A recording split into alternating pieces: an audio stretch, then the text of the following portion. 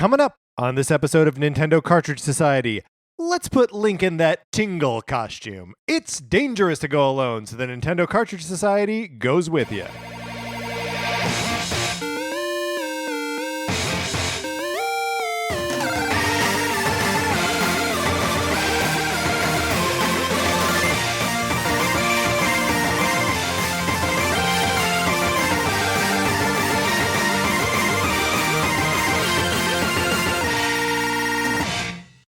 Welcome to Nintendo Cartridge Society. My name is Patrick Ellis, joined as always by my co-host, Mark Mitchell. Hey, Patrick, how's it going? Good, Mark. How are you? Doing pretty good. We both saw Baby Driver this past week, right? We did both see Baby Driver over the weekend. I don't think we are. I really liked it. And I liked it fine. Okay. But I really liked it. Uh-huh. Though I think I did want to love the music more. I liked the music. Mm-hmm. I don't think I loved it as much as I wanted to. Yeah. Yeah. That's kind of how I felt about the whole movie. But still good. Still worth seeing. Still a lot of fun. Edgar Wright is still like one of the best filmmakers there is. Yeah, has he made a bad movie? I don't think so. Yeah. Like the closest thing to him making a bad movie is Ant-Man, which he didn't make and isn't bad. It's just non-remarkable. Do you know what? This reminded me a lot of Scott Pilgrim versus the World. Yes. Where... And for me, my personal journey with it, where it was like diminishing returns. Really loved it in the beginning, but by the end, both movies felt very long to me. I will agree for like the initial experience of Scott Pilgrim versus the World, but I feel like that movie is, for me at least, infinitely rewatchable. There was a period where it was on like FX or HBO or something where I would just come in the middle and watch the end just like over and over and over again. It feels like one of those movies that I can come back to and enjoy any part of for any length of time and just be totally happy with it. But of course, we are not here to talk about Edgar Wright. Absolutely not! We are here to talk about the Legend of Zelda Breath of the Wild Master Trials DLC pack. That's right. The first downloadable content pack that came out on June 30th. That's right. So this past Friday. Mark and I have both spent the weekend with it. And by the sounds of it, we've both been playing a lot of it this weekend.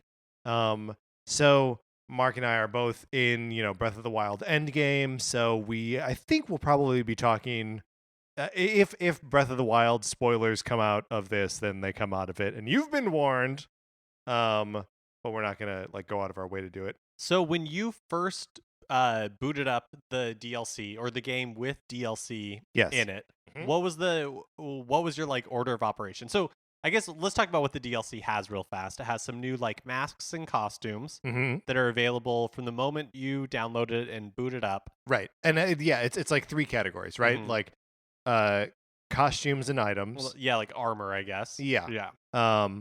And then the Trial of the Sword and the Master Quest. Yeah, Master Mode, I think. Master Mode. It. Yeah. So the first thing I did was go looking for the new armor. Yes. That's what I wanted to do. So when you first boot it up, you get a bunch of EX quests. Yes, side quests. Side quests added. And it sends you where to start you looking for new armor, new masks, and then also the travel medallion. Yes. Yeah. And all of those, it tells you where to go to find a book, which gives you a more a clue that you have to decode. So that's where I started, and actually where I perceive there to be the most value in this DLC pack. Is the new armor? Yes, or in the quest to find the new armor. We also didn't mention Hero's Quest. The map. Oh, the Path of the Hero. Path of the Hero. Right. Or the Hero's Path. Who knows? I think it's Hero's Path. Only because that's shorter. Right. And it has to fit in the UI. That's so great. I think it's Hero's Path, which to me was a big game changer, but we can talk about that later. Right. Okay. Yes. So that is the fourth column there. But for me, being redirected to places in Hyrule that I have explored but not really put any time or thought into was great. Specifically looking for the Phantom and Tingle armor sets, where the clues are go to this place where the soldiers gathered, or to the place where they imprisoned like religious or like sinners or something like that, and using those clues to go around Hyrule Field. And there were a lot of those places on the map that I hadn't been and hadn't like popped their names yet. So like, there's like a trading post or exchange post, I think is what it's called, that I didn't know was there and didn't like stop to think about what the history of it would have been until these clues prompted me to explore it that way. How long did it take you to get all the armor? I think it took me about like maybe 2.5 hours. Yeah, I would say that's about what it was for me too. But for me, like, totally revitalized this middle chunk of the map that I spent almost no time in on my original playthrough. So for me, I would say that the big win and the reason that this DLC pack, which had like in general I wasn't super excited about before it came out, the thing that really makes me appreciate it is, just like you said, pretty much everything in this DLC, outside of the Trial of the Sword and the master, what is it called? We've said both master mode. I'm pretty sure it's master mode. The outside of those two things is how much it allows me to explore the parts of Hyrule that I have never experienced before. Right. And how much there is to explore, and explore in an enjoyable way. Right. And in a way that you hadn't done before. And I think that's where like this, so that's like the strength of this DLC, I think. Absolutely. That it's not like, I think that it is strongest where it is repackaging or repurposing old stuff and not where it is presenting like a new idea, a new quest. So I have found all 120 shrines. Right. And so when I opened up like Hero's Path, I was not expecting to have as many empty blank areas that I had never visited. And the other big win for me is the Korok mask. Oh yeah, love that Korok mask. Yeah, like, because before I did not really enjoy hunting for Korok seeds, and just because, like, where do you start? Yeah, and like the places, and sometimes there'll be like an area where there's just like a clump of trees or like 2 trees, and you're like, there has to be a Korok seed over there. Of course there is. So you go over there and you're like searching everything. There's no Korok seed, so it feels like wasted time. But with the mask, you go to an area, you're like, oh, I bet there's a Korok seed there. You go there, it doesn't make any noise or it doesn't like shake. So you're like, oh, cool, I won't waste my time. Right. And this is running around these trees. This is what the Korok mask does, is you put it on, and then when you gotta be pretty close to it. See, I don't know, and maybe it's different depending on which Korok seed it is. Because some of them maybe you have if you're to like facing it. But I think the breadth, and one of the things I'm enjoying about it is I have found that like the breadth of the area where there is the Korok seed is big enough to me where it doesn't feel like it's pointing me directly. It's not a divining rod being the Korok seed is there, just go there. It's just telling you within this area there's a Korok seed, and you still have to search for it a little bit, so it still feels like you're doing something. Like there was one where I had to knock so it started going off by 2 trees, and I was like, oh, there's a Korok seed right here. And what I realized I had to do was, but I couldn't find it, so I kept like moving further out, and it kept indicating that there was one nearby. And what I had to do was a little ways away, like up on a hill, there was a boulder that I had to knock down and push through the 2 trees. Yeah. And then it came out. And so I feel like they've split the difference pretty well between letting you know there's something in the area, but not telling you exactly where it is. Yeah, and it's just such a cool way just for the game to be like, hey, don't miss this. Hey, this is gonna be cool. Like, but not telling you what it is. And there are so many different kinds of Korok puzzles that, like, you never know which one you're going to be encountering. And like you said, there's still a big element of discovery, even though this mask is like shaking and you hear this like the little Korok giggle. And it's got this pinwheel on it. Like, I don't know, the whole thing is so silly. I really like it. The one thing I wish you could do was wear a hat with a mask. Sure. Only because I want to wear the complete Tingle armor and then also be wearing the mask. Yeah, and that feels complete too. Like the Koroks, I know they're not fairies, but like they're like fairies. My favorite little detail is when you're wearing the full Tingle armor, when you walk up to NPCs, they're all like shocked and horrified. They don't like it. They all like step back, and like the Gorons, their eyes like pop open. It's really funny.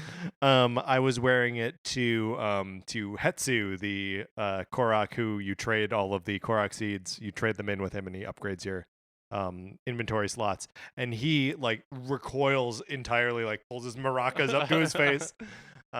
It's very funny that even within the world of a Zelda game, that no one likes Tingle. And so you cannot upgrade any of the armor, which is a little bit of a bummer, because at this point in the game, like for you and for me, there's no, like, the armor rating is so low that you would never wear them in combat situations or anywhere where you need to like do anything. Yeah. So like in that regard, I'm a little bit let down by them. I would have liked to be able to just upgrade them the same way that you would anything else. And also, it looks like you are able to sell them to merchants, but you cannot get them back. Right, and it's the game, a one-time thing. The game makes this super explicit. If you sell it, you will not be able to get it back. But yeah, I wish that they were offering some sort of bonus that you couldn't get from something else. Yeah.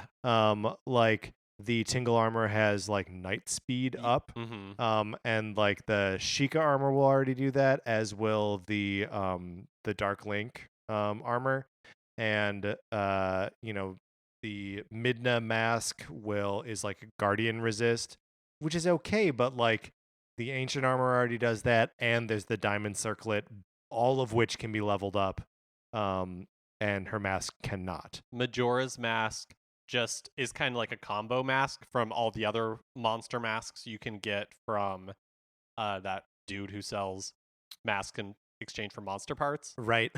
For Mon. Yeah. Yeah, I haven't. So I use monster masks kind of a lot. I like it. I think it's funny to just like walk past some moblins and they look at you and they're like, and they sniff at you, but they like let you go. I have not yet tried. So the Majora's Mask will.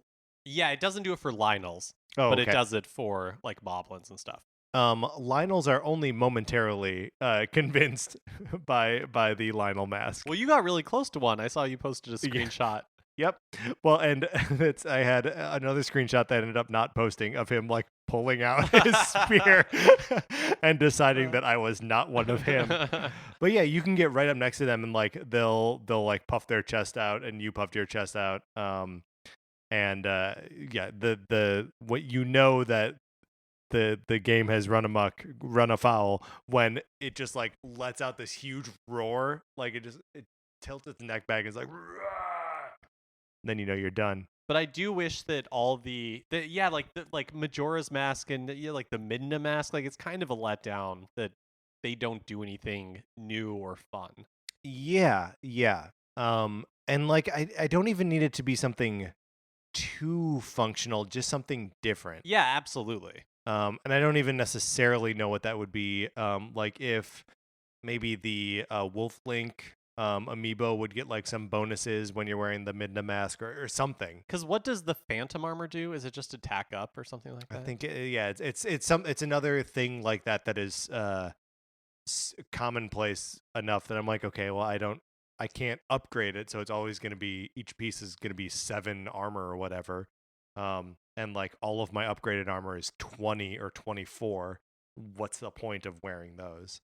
But I do really love the way it sends you about finding these things and really just, you know, insisting that you explore areas you hadn't explored before. Absolutely. Because again, yeah, I realized when I was doing those quests that I just like you had not really spent any time in Central Hyrule. Yeah, because there's not a lot. I mean, there are like treasures and ruins and stuff, but there aren't a lot of shrines, and the place is lousy with guardians. And in the early go of the game, like a guardian's a big deal, and it's fun to be like rolling around the field and being like, I can fight guardians, bring them on. So Hyrule's, or I love this world of Hyrule so much. Mm-hmm. I think it's so beautifully realized and just like fun to be in and so varied that I really found Hero's Path to be kind of like really breathe new life into it for me, because I felt by the end I was just kind of like hopping from shrine to shrine. Yeah. And that was to get to the end game. And now that I have completed the game, defeated Ganon, I have been looking for like new things to do. And so for me, the Korok mask came at the perfect time. Yeah. Because before it came out, I think I had like 85 Korok seeds. And, I've basically doubled that in the amount of time I've played with the Korok mask. And I'm exploring new areas of Hyrule that I've never been to before. Because I look on the Hero's Path, I'm like, oh man, there's this whole area that I've never been to, or whole I went to canyons once. or mountains or whatever that you're like, oh, I keep going around that. Yeah, there's so much of this game that I have still never seen after putting in over like 100 hours.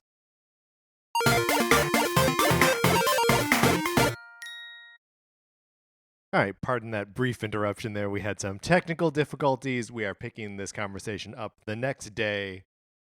Last we were talking about Hero's Path helping us find new places of this world to explore.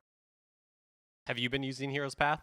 I have. I've been using it to just glide into places that I had not yet explored, and almost always it results in finding a new shrine. I'm at 102 shrines at the moment. I'm gonna get there. I'm gonna get all of them. But it's nice to still have. I understand that there are other substantial things in the game that aren't just the shrines, but I like that there's something very real that I'm trying to collect using the Hero's Path. I am going to get nervous when the map is filled in and I don't have all the shrines, because I don't know what I'm going to do then. Did you consult anything when hunting for shrines, or did you just... When I was down to 119. Yeah. I consulted a guide because there's no shame in that, Mark. Because I could not figure out how I was supposed to find this 120th when I thought I had been everywhere on the map. I mean, honestly, even with a guide, it seems like narrowing in on that one. Well, some of them are like hidden, and like mean, where you have to like solve a small puzzle to get in, or they're literally hidden in the world, so you can't like see under it until stuff. You're on it. Right. Yeah. There's one that I'm trying to get right now. I'm on the very north edge of the map, like north and a little bit west, and it's somewhere in the cliffside. I can tell because my Sheikah sensor in Hebra, in like the mountains. Yeah, in like the snowy part. Yeah, it's in there somewhere, and I will find it. But it's taking me a little bit. So yes, the DLC, those the Hero's Path and the extra pieces of armor do a great job of either encouraging you to explore areas you haven't explored before, or like forcing you to, right? Or like giving you the ability to. And it's a subtle distinction, but I think they're both like really good parts of what the DLC does, right? Do we want to move on to the Trial of the Sword? Yeah, let's do Trial of the Sword next. Trial of the Sword, you can go into the Lost Woods and talk to the Great Deku Tree. Or the Deku Tree's not involved. You just jam the Master Sword back into its pedestal. Have to talk to the Deku Tree. Do you, or does it just... Is it him talking to you, or is it the sword speaking to you? It's him talking to you. Okay, all right. Yeah. So you jam the sword back into the pedestal, and it takes you to a magical land filled with successive series of challenge rooms, all in the name of powering up the Master Sword. Mark, have you done much of this? So I'm really liking it. Okay. But I'm not good at it. People have been cruising through these rooms. I think there's it's broken up into segments. Right. So three separate segments. 3 separate segments that have I think 15 rooms or something each. That's correct. And they're all what's the name of the island? Eventide. Eventide. It's all like Eventide Island, where they strip you of everything. Mm-hmm. You only have the runes to use, and then whatever you can scavenge and pick up. And it just presents more and more enemies or different challenges. And when you get through each chunk, your Master Sword permanently levels up by 10. Yes. And there's no like saving as you go. There's no like checkpoints. It's each of these 3 chunks has to be addressed discreetly. Right, but once you complete the first chunk, you're taken out of it. Yes. You get your Master Sword upgraded by 10, and then when you hop in, you have the option to hop in in the second section or the third section. Possibly. I haven't made it through the second section. I have also not made it through the second section. And in fact, I was relieved as hell to discover that there was that break. Oh, yeah. Because at the end of the first section, you're fighting a Hinox. And, by that point, you've built up like a small armory, right? You've got some fire arrows and like a bow that's decent and maybe even a sword that's okay. But like you're using it all on fighting this Hinox. And by the time that was done, I was like, oh, thank God. Thank God I have an opportunity to stop and like heal up again. The first time I did the first section, the first time I attempted it, I got to, do you remember when they started adding water? Yes. And that's right after the like break room, right? Where you get to, or is that right? I think so. Yeah.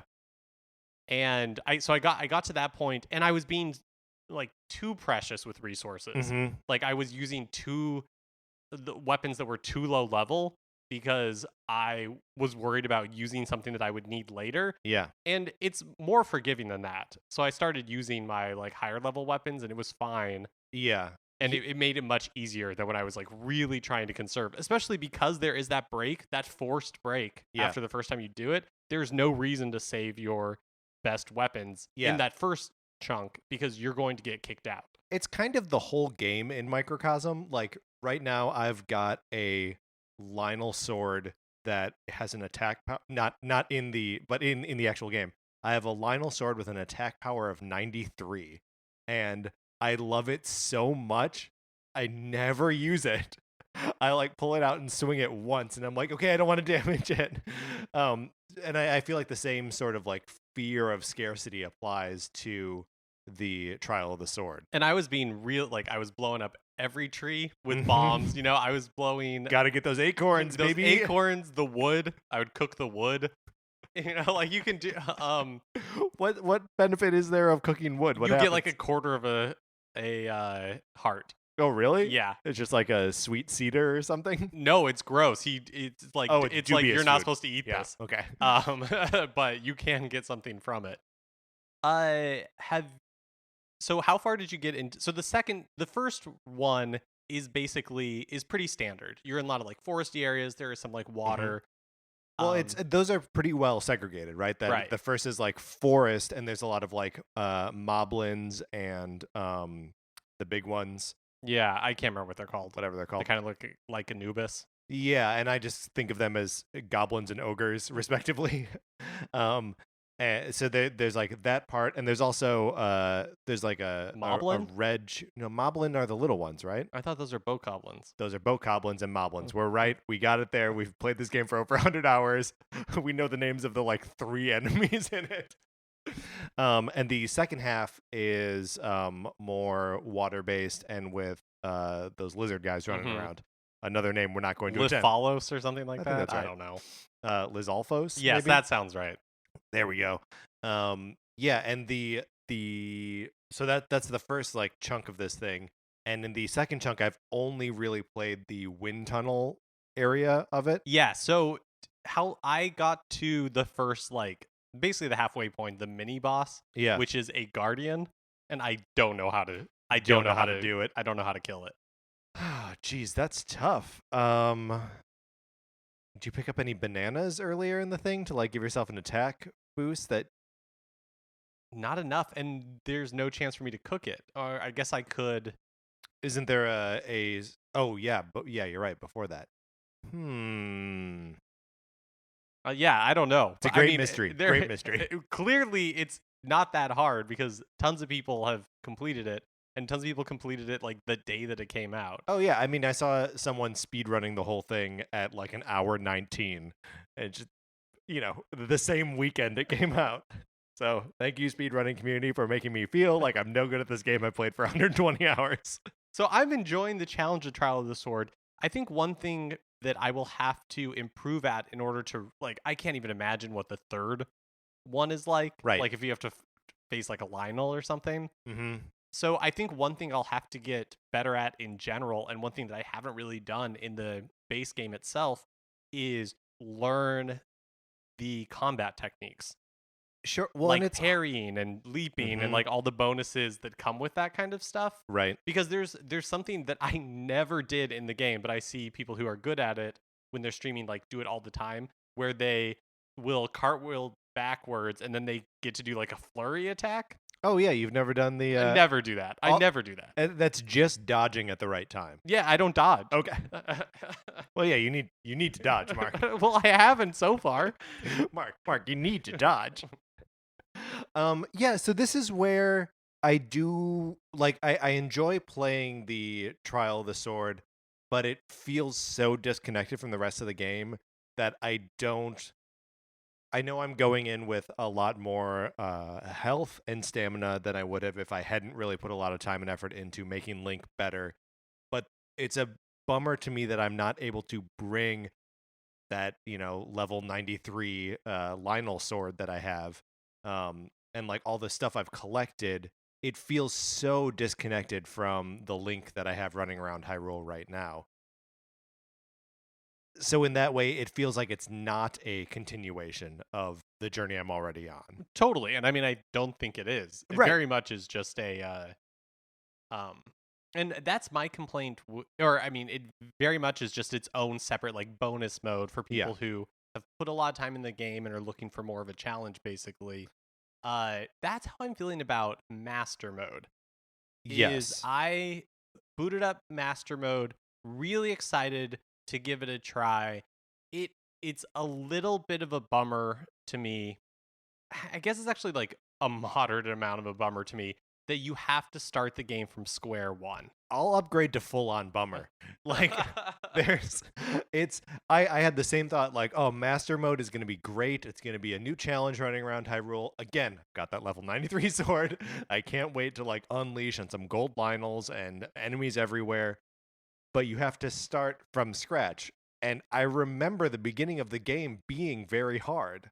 Like, I kind of don't want to have all of my progress taken away and then the game becomes much harder too. Yeah, I think what I was hoping, I mean, I'm not really one for hard modes anyways. So that's just like, like New Game Plus has never really been my thing. And that's basically what Master Mode is.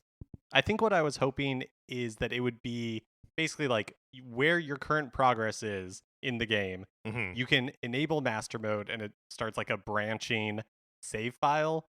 So you could keep all of your progress, but then it just up like the difficulty of the enemies and the placement of the enemies and all that type of thing. Because I don't really want to start all over. No. I mean, no. I was thinking about what are the circumstances where I would want to start the game like all over again. And it's a very good game, but like, I don't know, the experience of discovering Hyrule for the first, like, I'm never going to have that again. Even if I start the game over, like, I just know my way around that place so much better now, and it becomes a completely different game just by virtue of knowing my way around it already. So, like, I'm not going to play Master Mode right now. Am I going to come back to it in, like, 3 years and play Master Mode? I don't think so. Well, also, I don't, like, Master Mode seems weird to me in the sense that it's just like, here's a Lionel on the Great Plateau. On the Great Plateau. Yeah. And I don't understand why. Who's that for? Or what the point is. Right. Are you supposed to fight the Lionel before you get, like, all the runes for the Sheikah Slate? That seems crazy. Yeah. So I don't really get it. But again, I'm not one that plays games on the maximum challenge setting. Right. So, I mean, maybe this is I'm just trying to figure out like who this is for. Well, I think one of the complaints that some people have about Breath of the Wild in general is that the difficulty scale drops off significantly, you basically become overpowered. Yeah. By the end of the game, and there's nothing that you fear, which is kind of where we are right now. I'm fine with that because what I'm enjoying in the game is not the combat. It has always been the exploration and discovering new things. But I think if I was more combat focused, then I could see how Master Mode would be engaging for me because it would have that challenge that has been missing from the game combat wise for the past, I don't even know, like 50 hours. Right, but I mean, I think that's a little bit different, right? Like the game, as you defeat divine beasts and are gathering the champion powers, that's when the game starts to populate, moblin encampments with like silver moblins, and that's when you start to just see harder versions of the same enemies populating the same area. Oh, is that what happens? Yeah, it's based on your progress? Yeah. Oh, okay. And I like the idea that there's one level beyond that, the gold moblins, gold Lionels, and if it just meant that, if that's what Master Mode was just like, and now here's the next level of that, same world, same progress, like that's actually what I want. Yeah, I totally agree. I would also like it if you started Master Mode with all of the stuff you already have. Yeah. Like basically maybe they take away the divine beast.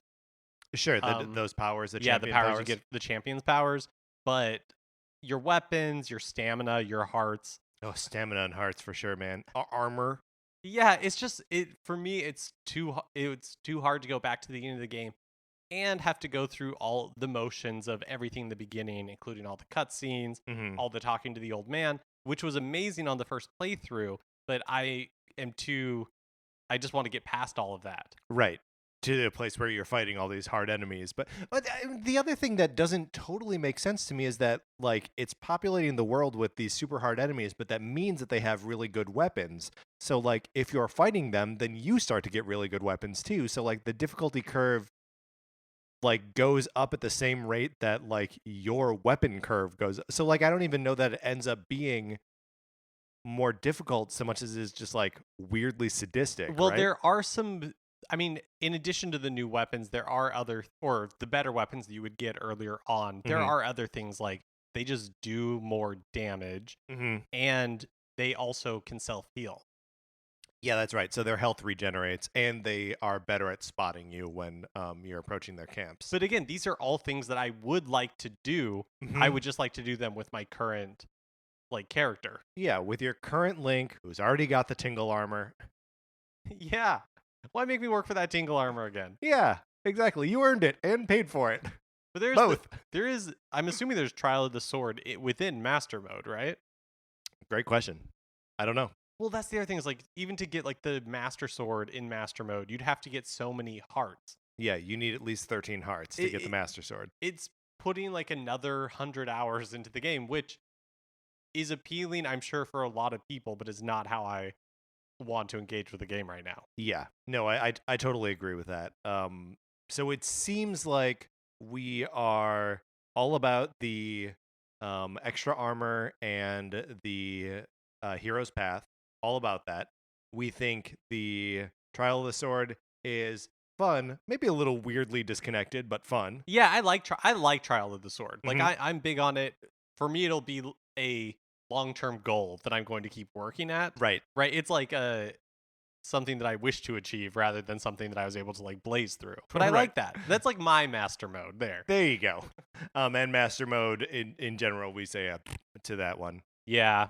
But overall, I think it's a surprisingly robust DLC pack, especially because when the stuff was first announced, it didn't seem that compelling to me. Yeah, and I mean, to be fair, at the time, we laughed at a hard mode, and we're still laughing at it. And we also laughed at when they first announced a new in-game...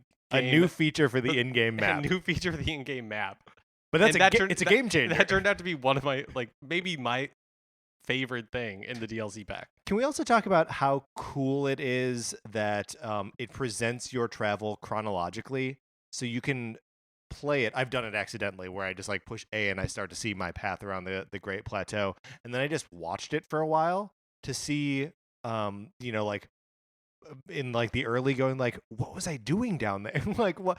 And then like, yeah, it keeps track of every time you die, and there's the little like Link dying sound effect, and that's how you can see me go to Eventide Island, and just like play through and just like go, and it'd be like blah, go blah, go blah, and then like I give up, go do something else, and then I come back to it and do it like 4 times, then finally beat it. Yeah, that I do think that is one of the funniest things, is that you'll see Link die like 3 or 4 times in the same space and then teleport somewhere else. The point where you're like, oh, forget this. I am done doing this. But yeah, it made me like weirdly nostalgic for the early days of running around that map, and like just like watching the path as I like circled a tower but couldn't figure out how to climb it, and then like going away. I don't know. It was very neat, and I want to take some time just to like watch my whole playthrough, which is dumb. It's just a little dot on a screen, but it's nice. I'm glad that feature is there. Yeah, definitely. Do we want to talk at all about what this makes us think we want from the future, the champion pack, or do you have any other thoughts on like DLC for this game, or like what area hasn't been served just yet? So from the brief teaser that we saw of the second DLC pack, and we know there's some story content in it, right? I'm guessing there will probably be more armor. Yeah, well. There's got to be more of that, like run around and find and just like guided tours of areas via armor. But it really seems to me that the story pack is going to be focused on the champions. On the champions, yeah, and Zelda and the champions, right? They're in the key art for it, and Link is nowhere to be seen. And it'd be cool if all of them are playable, like like it's their individual stories. So that would be cool. That feels like it's got the same problem that I have, or that we both have with master mode, sort of, that like we're not using our progress at all, that it's like a side, which would still be cool, and I love the champions, and like any excuse to play more of this game, I'll take it. But I do worry that there's like, if they put out more story content that's focused around the champions and Zelda, which I guess she's one of the champions, right? Does she count as a champion? Who knows? What does the title champion even mean? That like we won't have our Link, our progress, as part of that. I think that's true. I think that's kind of inevitable. I don't know how you do more story content in the world of Hyrule as it is. I mean, that's that's a great point. Like, is there another divine beast that just like, yeah, what if there's another divine beast and you need to resurrect like a Korok champion? Just like, oops, here's one we forgot about. Now this one is on the moon. Did you end up getting all the memories? Yes, I did end up getting all the memories. Did you defeat Ganon again? So did you see what the better ending was? Oh, no, I have not. I haven't done that either. I only fought Ganon the one time. I'll go back to it at some point. Yeah. There's no rush. Right. The next time I find myself just like accidentally in Hyrule Castle, then I'll fight Ganon. I still need to get the I can't remember what they call it. The shield though. Like the oh yeah, the Hylian shield. Yeah. Yeah, I've never picked it up either. It's somewhere in the castle. It's somewhere in that castle, and that castle's huge. Look, the point is there's still so much of this game for us to play. It's weird for us to be talking about like, when's the new stuff coming? So we will certainly continue to discuss Zelda forever.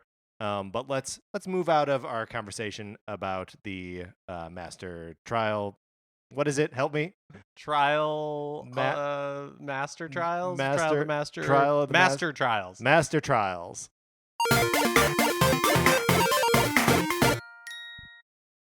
If you have any feedback about your experience with the Master Trials, Master Trials, you can please send any feedback to NintendoCartridgeSociety at gmail.com, or hit us up on Twitter or Facebook or Instagram. You know how to find all those things. We have a little bit of feedback from our conversation last week about Capcom. And one thing that was pointed out we mentioned Anthony on our previous episode. he had messaged us on Facebook to say, hey, Capcom threw a little more love at the Nintendo 64 than we let on. So when we talked about the Nintendo 64, we were like, there are 3 games for this thing. But Capcom they never released, but were developing Resident Evil 0 on the Nintendo 64 originally. Oh, weird. Yeah. So, and obviously that game ended up getting retooled in the remake engine for GameCube. And that's where it was originally released.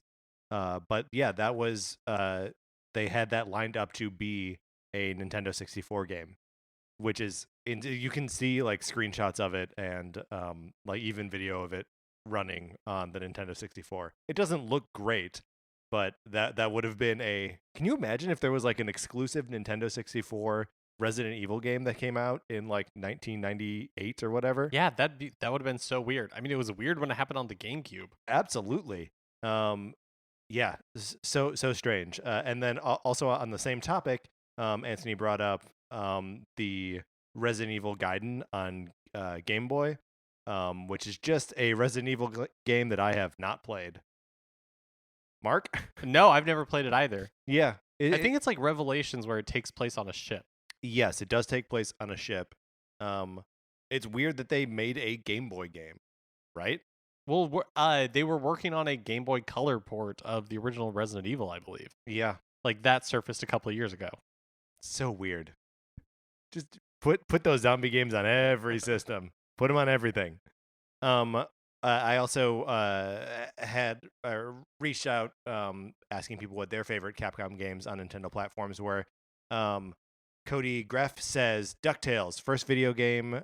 It was his first video game and honestly set a very high standard. That's a great game. Love DuckTales, right? Did you play any of the remaster when it came out? Only a little bit on the PS3. Yeah. Only a little bit with you. Oh, yeah, that's right. Too talky, right? Too much story stuff. Yeah, in like weird places. Like you'd be platforming and then it would just have a cutscene. Also, I don't need those 8-bit soundtracks updated with like new music. I want those bleeps and bloops. It's a hard balance to make, right? Mm-hmm. Because you have everything that people love. And you have to try to update it, and that's a thankless task. Yeah. Oh, well, yes. Absolutely. It's very easy to say, ew, I don't like that. It's very easy for me to say.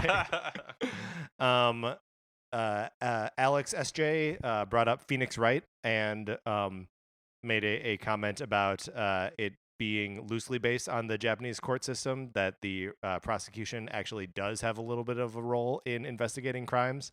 So my snarky remark about are all prosecutors also detectives? He said maybe a little bit.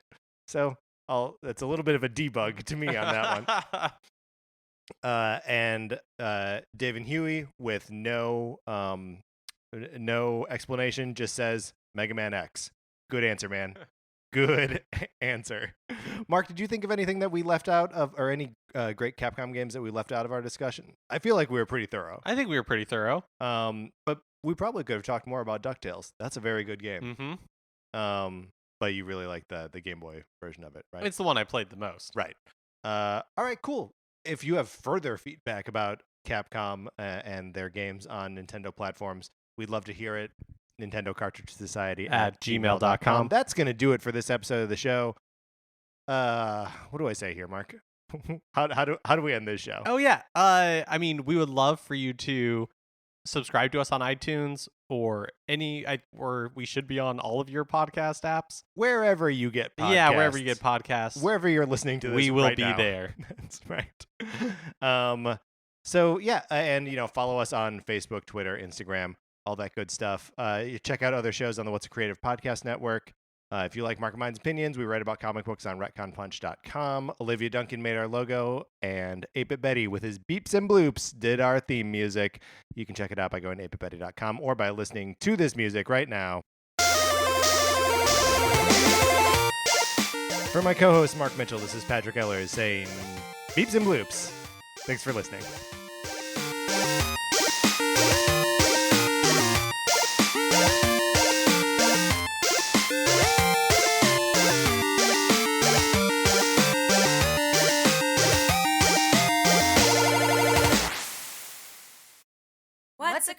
Creative Podcast Network.